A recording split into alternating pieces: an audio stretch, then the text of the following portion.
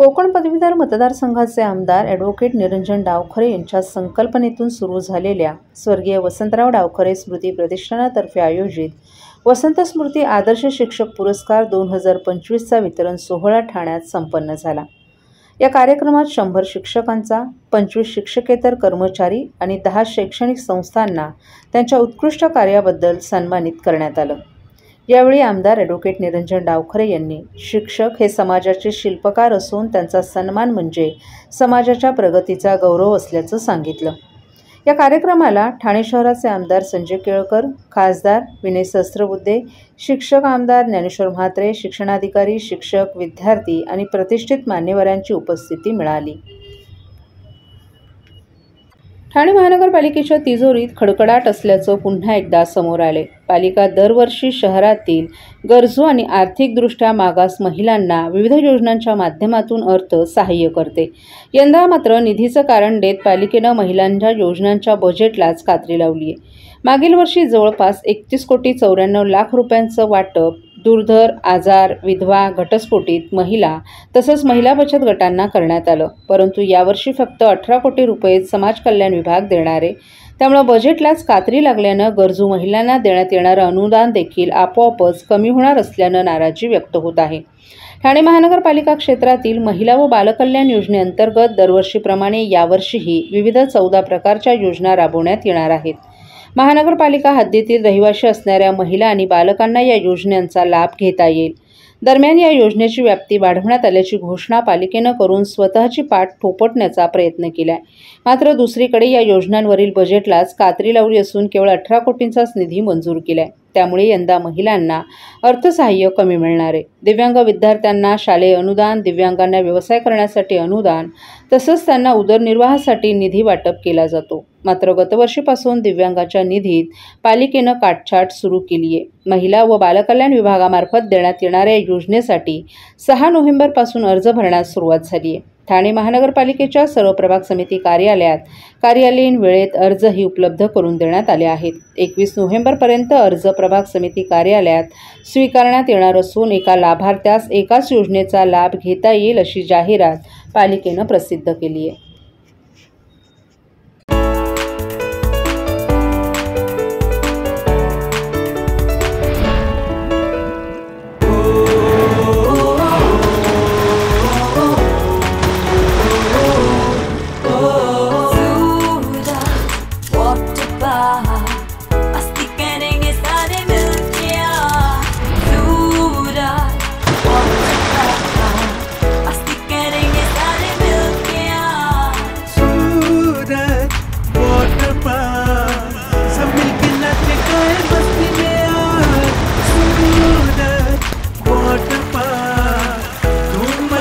सब मिलके आज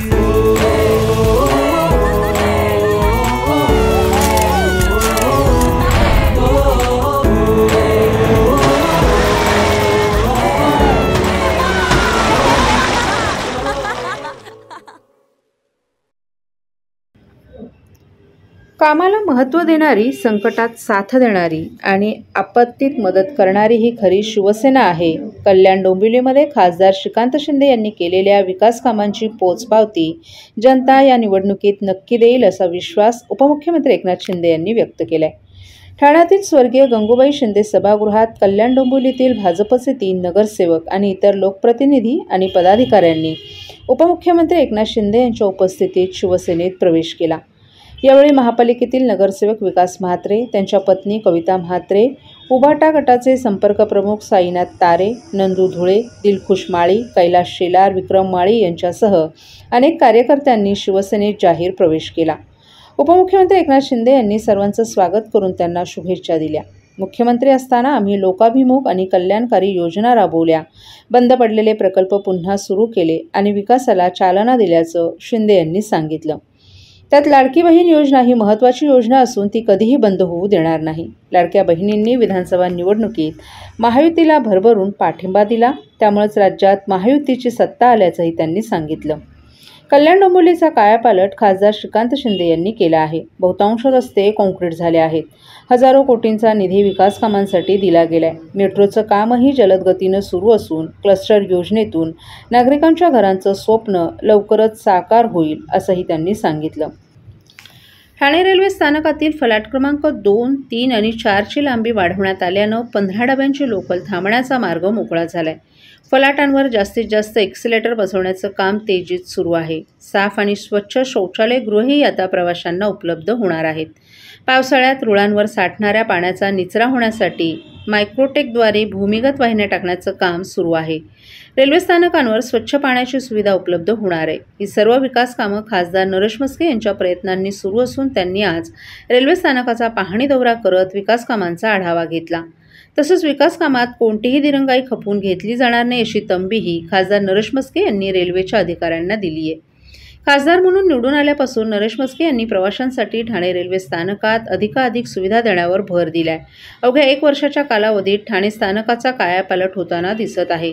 खासदार नरेश म्हस्के यांच्या प्रयत्नांनी आणि सूचनेनुसार ठाणे रेल्वे स्थानकात विविध विकास कामं सुरू आहेत. या कामांचा आढावा घेण्यासाठी खासदार नरेश म्हस्के यांनी मध्य रेल्वेच्या अधिकाऱ्यांसमवेत आज पाहणी दौरा केला. वाढती प्रवाशांची गर्दी लक्षात घेऊन फलाट क्रमांक 2, 3 आणि 4ची लांबी वाढवण्याची मागणी खासदार नरेश म्हस्के यांनी रेल्वे प्रशासनाकडे केली होती. ती मंजूर होऊन कामास सुरुवात झाली आहे. आता हे काम तेजीत सुरू असून 15 डिसेंबरपर्यंत हे काम मार्गी लागणार आहे. 31 डिसेंबरपासून या 3ही फलाटांवर 15 डब्यांची लोकल धावणार आहे. लांबी वाढवल्यानं 3 अतिरिक्त डब्यांमधून ठाणेकरांना सुखकारक आणि आनंददायी प्रवास करता येणार असल्याचं खासदार नरेश म्हस्के यांनी सांगितलं. फलाट क्रमांक 5 आणि 6वर एक्सिलेटर बसवण्याचं काम पूर्णत्वाच्या मार्गावर आहे. आत्तापर्यंत 4 नवीन एक्सिलेटर बसवण्यात आले आहेत. एका एक्सिलेटरचं काम प्रलंबित असून यावरून खासदार नरेश म्हस्के यांनी अधिकाऱ्यांना चांगलंच फैलावर घेतलं. फलाट टावर एक्सिलेटरला अडथळा ठरणारे मंदिर स्थलांतरित करून एक्सिलेटरचं काम 3 दिवसात सुरू करण्याच्या सूचनाही देण्यात आल्यात. पावसाळ्यात रेल्वे रुळांवर पाणी साठतं आणि लोकलचा वेग मंदावतो. यासाठी मायक्रोटेकद्वारे भूमिगत वाहिन्या टाकण्याचं काम हाती घेतलं आहे. मात्र पावसाळ्यात हे काम बंद होतं. आता हे काम सुरू झालं असून डिसेंबरपर्यंत हे काम पूर्ण होणार आहे. ठाणे रेल्वे स्थानकात स्वच्छ पिण्याच्या पाण्याची व्यवस्था करण्यासाठी ठिकठिकाणी फिल्टर डेपो उभारण्याच्या सूचना खासदार नरेश म्हस्के यांनी केल्या आहेत. ठाणा स्टेशनवर प्रवाशांची संख्या दिवसेंदिवस वाढते. त्यामुळे लोकल ज्या 12 डब्याच्या आहेत त्या 15 डब्याच्या लोकल त्या ठिकाणी थांबल्या पाहिजेत. या दृष्टीने मी खासदार झाल्यापासून मी पाठपुरावा केला आणि आपण पाहताय प्लॅटफॉर्म नंबर 2, प्लॅटफॉर्म नंबर 3 आणि प्लॅटफॉर्म नंबर 4 हे लोकलचे जे प्लॅटफॉर्म आहेत त्याची 12 डब्यांच्या ठिकाणी 15 डबे थांबावे या दृष्टीने काम सुरू झालेलं आहे आणि त्या कामाची पाहणी करण्याकरता मी या ठिकाणी आलो होतो. वारंवार मागणी करून या लोकांच्या मागण्या आम्ही पूर्ण केलेल्या आहेत. प्लॅटफॉर्म नंबर 3वर एक मंदिराची अडचण, छोटं मंदिर आहे, त्याची अडचण त्या ठिकाणी येत होती. त्यामुळे ते काम थांबलं होतं. त्याही कामाची आम्ही पाहणी केली आणि आम्ही रेल्वेला सांगितलेलं आहे की ते मंदिर आहे, ते छोटंसं मंदिर आहे, ते आपण दुसरीकडे शिफ्ट करू आणि त्या ठिकाणी प्लॅटफॉर्मची काय लांबी वाढणार आहे ती वाढूया. कारण दिवसेंदिवस प्रवासी वाढत आहेत आणि त्या छोट्याशा मंदिरामुळे जर तो प्लॅटफॉर्म वाढणार नसेल तर लोकांची गैरसोय होणार आहे आणि बाप्पा हा नेहमी भक्तांच्या पाठीमागे उभा राहतो आणि त्यामुळे बाप्पा आपल्या पाठीमागे उभं राहील आणि त्याला थोडंसं आपण दुसऱ्या जागी स्थलांतर करू अशा पद्धतीचे निर्देश या ठिकाणी दिलेले आहेत. शेवटी लोकांची सुविधा महत्त्वाची आहे. त्याचबरोबर एक्सिलेटरचे जे काम सुरू आहे ते थोडं संथ गतीने सुरू आहे. 3 दिवसानंतर जे काय फुटिंगचं काम आहे ते सुरू करायला सांगितलेलं आहे आणि मी स्वतः त्या ठिकाणी येईल. सर्व नागरिकांना आवाहन करण्यात येत आहे की सध्या डासांमार्फत पसरणाऱ्या डेंग्यू या आजाराचा प्रसार रोखण्यासाठी प्रत्येकाने पुढील प्रमाणे कार्यवाही करावी. डेंग्यू आजार एडिस इजिप्ती हा डास चावल्याने होतो. या डासांची पैदास साचलेल्या किंवा साचवलेल्या स्वच्छ पाण्यामध्ये होते. 8 दिवसांपेक्षा जास्त दिवस पाणी उघडे व साचून राहिल्यास त्यात डास अंडी घालतात. अंड्यांच्या अळ्या तयार होऊन पुढे डास तयार होतात. यासाठी आपल्या घरातील पाणी साठे उदाहरणार्थ बॅरल्स, पिंपे, टाक्या, हौद, रांजणे इत्यादी दर आठवड्याला रिकामे करून घासून पुसून कोरडे करून पुन्हा भरावे. एक दिवस कोरडा दिवस म्हणून पाळावा.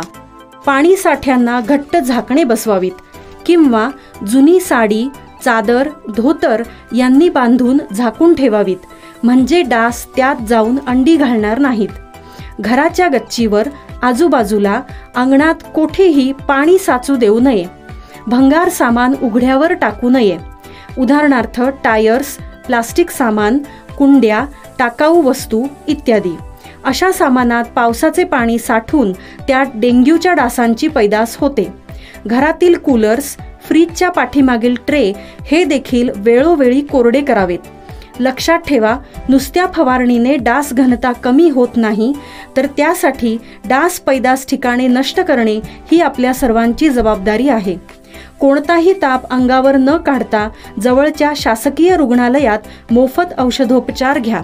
अशा प्रकारे नागरिकांनी सहकार्य केल्यास डेंग्यूचा प्रसार रोखणे सहज शक्य आहे.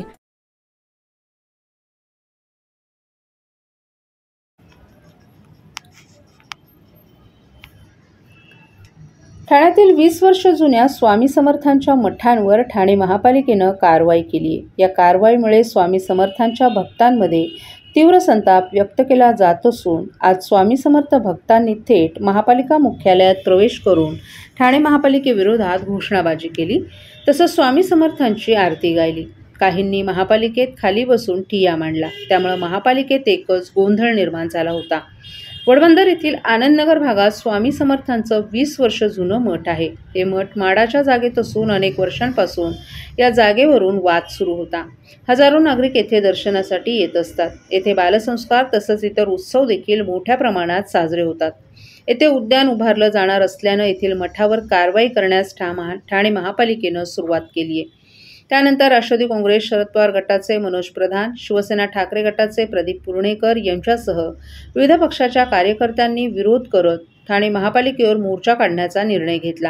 ही कारवाई करताना देखील महापालिकेविरोधात येथील नागरिकांनी नाराजी व्यक्त केली. आज मोठ्या प्रमाणात स्वामी समर्थांचे भक्त एकत्र आले होते. त्यांच्यासोबत मनसेचे नेते अविनाश जाधव यांच्यासह इतर पक्षाचे कार्यकर्तेही होते. या सर्वांनी ठाणे महापालिकेच्या मुख्यालयात प्रवेश केला. महिलांचे प्रमाण यामध्ये अधिक होतं. महापालिका मुख्यालयात प्रवेश करताच महापालिकेचे सुरक्षा रक्षक आणि पोलीस कर्मचारी तैनात झाले. त्यामुळे गोंधळाचं वातावरण निर्माण झालं होतं. महापालिका कर्मचाऱ्यांच्या सुरक्षेसाठी कड निर्माण करण्यात आलं होतं. अखेर आंदोलकांनी स्वामी समर्थांच्या नावानं आरती गाण्यास सुरुवात केली. त्यामुळे काही काळ तणावाचं वातावरण निर्माण झालं होतं. माझं मत असं आहे की ठाण्यामध्ये जर तुम्ही ठाण्यात फिराल तर अनेक प्रॉपर्टीना नेत्यांच्या, मंत्र्यांच्या आई वडिलांची नावं आहेत. कशासाठी? काय केलं एवढं त्यांनी की त्यांच्या आई वडिलांची नावं देऊन तुम्ही ठाण्यामध्ये विविध गोष्टी मांडता? जागा सरकारी, पैसे सरकारचे आणि नावं यांच्या आई बापाची का? कशासाठी यांच्या आई बापांची नावं पाहिजेत? या सगळ्याला याच्या पुढे आम्ही विरोध करणार आहोत. ठाण्यात अनेक मोठी मोठी लोक होऊन गेली, त्यांची नावं द्या ना. तुमच्या आई बापांची नावं कशाला देतात सगळ्या गोष्टींना? सो माझं मत आहे स्वामी मठ हलणार नाही. स्वामी मठाला जर हलवायचं असेल तर पहिलं तुम्हाला आम्हाला सगळ्यांना हटवावं लागेल. आज इथे जर आम्ही 100-200 लोकांनी असू, आज जर आम्ही इथे 100-200 500च्या संख्येने असू, तर उद्या आम्ही 10,000च्या संख्येने असू. जिल्ह्यातले सगळे म्हणजे आम्ही ठाणे शहरात अपील करू, जेवढे स्वामी भक्त आहेत त्यांना रस्त्यावर उतरायला. आणि जेव्हा ते होईल ना, तेव्हा मग तुमचं सळो की पळो होऊन जाईल. आमच्या नादाला लागू नका, स्वामींच्या नादाला लागू नका. स्वामींचं मठ तिथनं हलणार नाही आणि हटलं तर तुम्हाला पहिला आम्हाला हटवावं लागेल.